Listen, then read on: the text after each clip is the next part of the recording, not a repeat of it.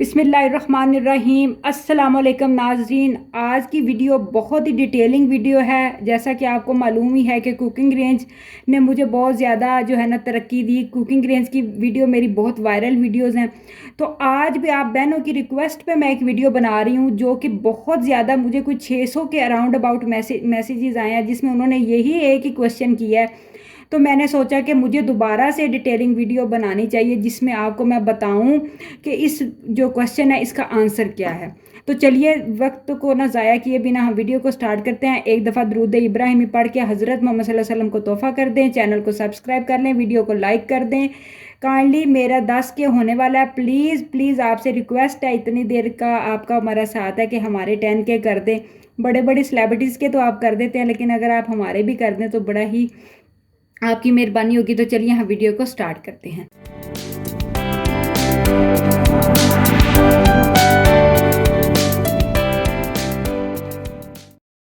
Video ज़्यादा लंबी ना हो जाए तो स्टार्ट में ही मैं आपको वो क्वेश्चन बता देती हूँ कि जिस क्वेश्चन का आज मैं आपको आंसर देने वाली हूँ। बहुत सारी मेरी बहनों ने मुझे सवाल किया कि जब हम कुकिंग रेंज में बेकिंग करते हैं तो बेकिंग की टाइमिंग क्या होनी चाहिए, क्या मेथड ऐसा होना चाहिए कि हम बेकिंग करें तो हमारी बेकिंग बहुत अच्छी हो। तो आज मैं आपको वीडियो बताने वाली हूँ। वीडियो के साथ जुड़े रहिएगा, लास्ट तक देखिएगा, क्योंकि मैं आपको इसी वीडियो में ही कुकिंग रेंज के बारे में वीडियो बताऊँगी और इसी वीडियो में ही आपको मैं चूल्हे की बेकिंग के बारे में बताऊंगी कि जब आप चूल्हे पे बेकिंग कर रहे हो तो वो किस तरह से करनी है। आप देख सकते हैं सबसे पहले जो मेरा कुकिंग रेंज है ना वो 3 बर्नल वाला है। इसके ऊपर 3 नीचे ऊपर चूल्हे हैं और नीचे इसका जो जो बड़ा जो भट्टी है ना, यानी जिसको हम कुकिंग रेंज बोलते हैं जिसमें बेकिंग होती है, ये मीडियम साइज़ का है। इसकी जो हीट है ना वो मीडियम साइज़ की है। अब कुछ मेरी बहनों के जो कुकिंग रेंज होते हैं वो छः बर्नल वाले होते हैं, यानी उनके ऊपर 6 चूल्हे होते हैं और वो लार्ज साइज़ का, यानी कि जो कुकिंग रेंज का सबसे बड़ा लार्ज साइज़ होता है ना वो बर्नल होता है। अब उनसे गलती क्या होती है कि वो जब उसमें बेकिंग करते हैं तो वो यही मेथड यूज़ करते हैं जो कि आपने वीडियो में देखा होता है। तो आज के वीडियो में मैं आपको ये बताऊंगी कि अगर आपका कुकिंग रेंज बड़े साइज़ का है तो आपने उसकी हीट को किस तरह से प्रूव करना है। देखें, जब आपका कुकिंग रेंज एक मीडियम साइज़ का है तो डेफिनेटली उसको में हीट बनने में बहुत कम टाइम लगेगा जैसे ही आप ये वाला बर्नल ऑन करेंगे। और बहुत सारी मेरी बहनें ऐसी हैं जो कि कुकिंग रेंज खरीदती हैं तो उनको ये जहन में ही नहीं रहता कि वो ये चीज़ देख लें कि क्या ये होल जो है जिससे हमने बर्नल ऑन करना है, जो इसके नीचे एक बर्नल होता है, मैं आपको ये ट्रे खोल के दिखाती हूँ। आपको नज़र आ रहा होगा नीचे जो एक ना बर्नल होता है जिसको ऑन करते हैं। ये नीचे वाला जो बर्नल है, इस बर्नल का जो होल है वो सेंटर में है। मोस्टली जो कुकिंग रेंज होते हैं उनको जो होल होता है वो पीछे होता है। पीछे उसकी जो हीट की ना वो, उससे क्या होता है कि आपकी जो हीट है ना वो गर्म होने में तकरीबन आधे घंटे से पौना घंटा ले जाता है। इससे भी अगर गैस पे डिपेंड करता है, आजकल जैसे गर्मी का मौसम है, अभी पाकिस्तान में गर्मी ही चल रही है, तो वो तकरीबन 15-20 मिनट ले जाती है। लेकिन अगर आपका इधर होल हो और सेंटर में और मीडियम साइज़ का कुकिंग रेंज हो तो 10 से 12 मिनट में आपका जो बर्नल है वो अच्छा खासा गर्म हो जाता है। इस चीज़ का आपने ख़ास ख्याल रखना है कि आप जब भी कुकिंग रेंज खरीदें होल इस साइड पे होना चाहिए। अब दूसरा क्वेश्चन यह है कि अगर आपका साइज़ बड़ा हो, काफ़ी बड़े साइज़ का कुकिंग रेंज हो, तो उसके हीट का किस तरह से करना है। तो देखें, जाहिर सी बात है, जब आपका एक छोटा कुकिंग रेंज है तो उसमें हीट भी जल्दी बन जाएगी, और जब आपका कुकिंग रेंज बड़ा होगा तो उसमें हीट बनाने के लिए आपको तकरीबन 10 से 12 मिनट लगेंगे। अब आप एक सिंपल सी एक स्टोरी सुने। स्टोरी में यह है कि आप आज एक केक बेक कर रही हैं। केक बेक करने के लिए आपने सबसे पहले इधर से जाके इस ऑप्शन पे जाना है। ये देखें, जहाँ पे 100, 150, 200, 250। अच्छा, एक और छोटी सी बात मैं आपको बताती हूँ। जब आप बड़े बर्नल वाला जो कुकिंग रेंज होता है ना उसमें ऑप्शन होता है 350। ये थर्मोस्टेट का जो ऑप्शन होता है वो 350 तक होता है। उन्होंने हर चीज़ हमारी कुकिंग रेंज को देख के बनाई होती है कि इसमें जो ऑप्शन है ना 350 वाला, वो इस वजह से है कि ये कुकिंग रेंज बड़े साइज़ का है तो इसमें हीट भी ज़्यादा लगेगी। तो आपने उस ऑप्शन को इस तरह से बटन को ऑन करके 250, अगर आपका 250 लिखा हुआ है 250 पे ले जाना है, 350 लिखा हुआ है तो 350 पे ले जाना है। ठीक है। और फिर आपने इसको खाली भट्टी है, जो खाली भट्टी, जो जैसे कि आप सपोज करें कि मैं अब इसमें बेकिंग करने वाली हूँ, तो खाली भट्टी को आपने ऑन कर देना है। ये तकरीबन 15-20 मिनट आपकी फुल भट्टी जो है ना वो गर्म होनी चाहिए। अब आपके ये नीचे वाली ट्रे है जिसमें होल है, डिपेंड करता है होल आगे वाली साइड पे हो या आपकी पीछे वाली साइड पे हो। और ये वाली आपकी जो ट्रे है वो आपकी सेंटर वाली ट्रे है। जब आपने कोई भी चीज़ बेक करनी है, आपने सेंटर वाली ट्रे पे रख के बेक करनी है। अब सपोज करें कि मैंने ये 30 मिनट जो है ना वो कुकिंग रेंज को गर्म कर दिया। कुकिंग रेंज अब हमारा अच्छा खासा गर्म है। अब मैंने इसके अंदर केक डाला है, और केक या कुछ भी बिस्किट हो गए, आपके कप केक हो गए, आपके पिज़्ज़ा हो गया, जो भी बेकिंग की आइटम है उसको आपने इस होल के हिसाब से रखना है। अगर आपका होल सेंटर में है तो आपने सेंटर वाली साइड पे इधर रखना है। और अगर आपका होल इस साइड पे हो तो आपने इसके नीचे रख देना। ठीक है। और देखें इतना फासला है इसके अंदर, इस ट्रे में आपने रखना है, नीचे वाली ट्रे में नहीं रखना। और अगर आपका होल पीछे वाली साइड पे है तो फिर आपने पीछे वाली साइड पे रखना है। फिर आपने इसको बेक करना है। अब कुछ लोग ये भी क्वेश्चन करते हैं कि क्या ग्रिल का ऑप्शन और जो है ना नीचे वाले बर्नर का एक साथ ऑन कर दे। अब देखें मेरा ये जो कुकिंग रेंज है इसमें ग्रिल का ऑप्शन इधर है और साथ में थर्मोस्टेट का, यानी ये बता रहा है कुकिंग रेंज है कि इसमें ग्रिल आप बेकिंग होने के बाद ऑन कर सकते हैं।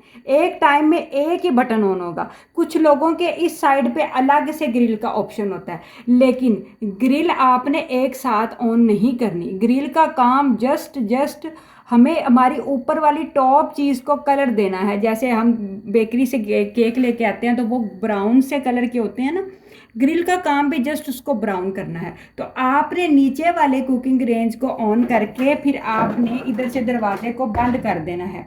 अगर आप केक बना रहे हैं तो अगर आपकी भट्टी में अच्छी खासी हीट है तो फिर आपके केक की टाइमिंग 25 से 30 मिनट लगेगी। अगर आपका मेथड बिल्कुल ठीक है, केक बनाने का मेथड भी अगर आपका ख़राब हो तो केक राइज नहीं होता, कच्चा रह जाता है, उसको फूलने में टाइम लगता है। ये सारी कमियां तब होती हैं जब दोनों चीज़ें ठीक ख़राब हो। अगर आपकी बेकिंग का भट्टी में इशू है तो फिर भी केक ख़राब हो जाएगा, और अगर आपका मेथड जो आपने मिक्सचर तैयार किया वो ख़राब है तब भी आपका केक ख़राब हो जाएगा। इन दोनों चीज़ों को आपने मद्देनज़र रख के केक की तैयारी करनी है।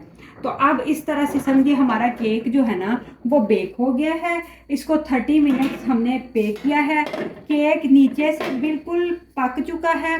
तो ये वाली ग्रिल आप जो है ना इस साइड पे आपने पर चढ़ानी है। चढ़ाने के बाद इस वाले बटन को बंद कर देना है और इस वाले बटन को ग्रिल वाले साइड पे ले जाना है। ये ग्रिल लिखा भी हुआ है। कुछ लोगों का मीठा होता है, उनको भी बता दूं कि ग्रिल इस साइड पे होता है और थर्मोस्टेट का ऑप्शन इस साइड पे होता है। ठीक है। अब आपने ग्रिल वाली साइड पे लेके जाके इस केक को उठा के इसके ऊपर ले जाना इस साइड पे, और फिर सिर्फ 3 मिनट सिर्फ या 4 मिनट इसके ऊपर केक को कलर देना है। ज़्यादा देर के लिए नहीं छोड़ना।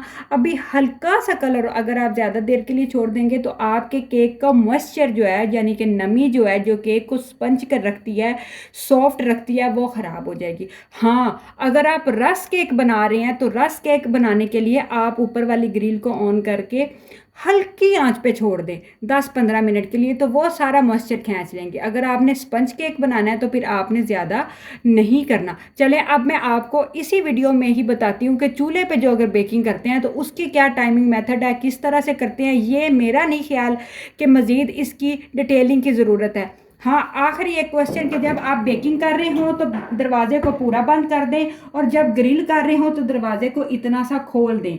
जब ग्रिल कर रहे हो, बार बार ये क्वेश्चन आता है बेकिंग करते वक्त दरवाज़ा खोलना है कि ग्रिल करते वक्त। तो ग्रिल करते वक्त आपने इतना दरवाज़ा खोलना है क्योंकि टॉप पे गैस चल रही है, हवा आग चल रही है, तो वो ज़्यादा जल्दी शीशे पे इफेक्ट करती है, तो शीशा फट सकता है, बस और कोई इसका नुकसान नहीं होता। तो आपने इतना सा खोल देना है और फिर आपने बेकिंग करनी है। चलिए आप दूसरी साइड पे चलते हैं और मैं आपको चूल्हे पे बेकिंग सिखाती हूँ।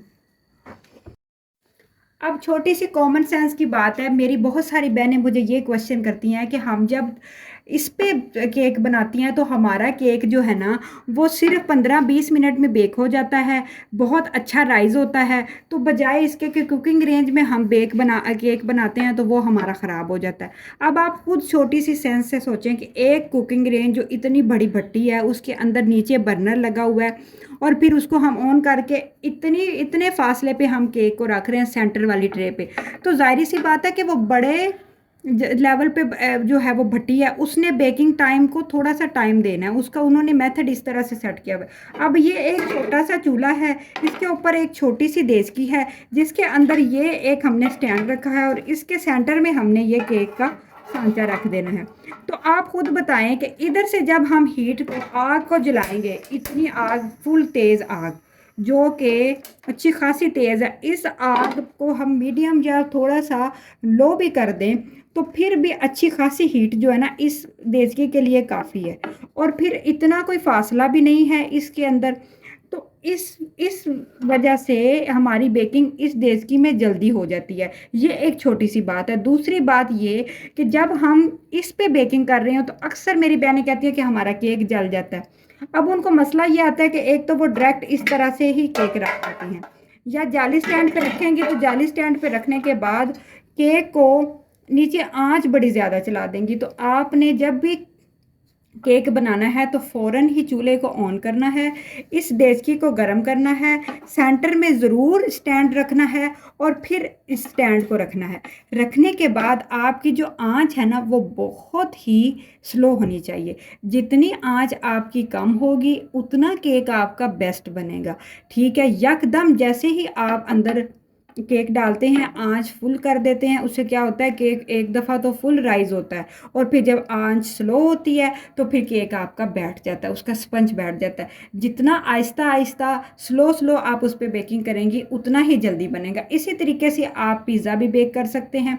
अगर आपके पास स्टैंड ना हो तो बाज़ार से जो रेलगाड़ी के ऊपर जो पत्थर पड़े होते हैं वो पत्थर आप इसमें फैला दें तो वो भी बहुत अच्छा काम देते हैं। नमक भी बहुत अच्छा काम देते हैं, रेत भी बहुत अच्छा काम देती है। ये तीनों चीज़ें आप यूज़ करके देचकी के अंदर ही बेकिंग कर सकते हैं। जिनके पास कुकिंग रेंज ना हो वो बेकिंग सीखें और देचकी में करें, और बहुत ज़्यादा अच्छी बेकिंग होती है जिसमें आप बिस्किट हर चीज़ बना सकते हैं। मैं उम्मीद करती हूँ कि आपको मेरी ये वीडियो बहुत पसंद आई होगी, क्योंकि आज मैंने आपको वो सारे क्वेश्चन के आंसर दे दिए हैं जो कि आपकी ख्वाहिश थी। दुरूद इब्राहिमी पढ़ते रहें और दुआओं में याद रखें। चैनल को सब्सक्राइब कर दें। अल्लाह हाफिज़।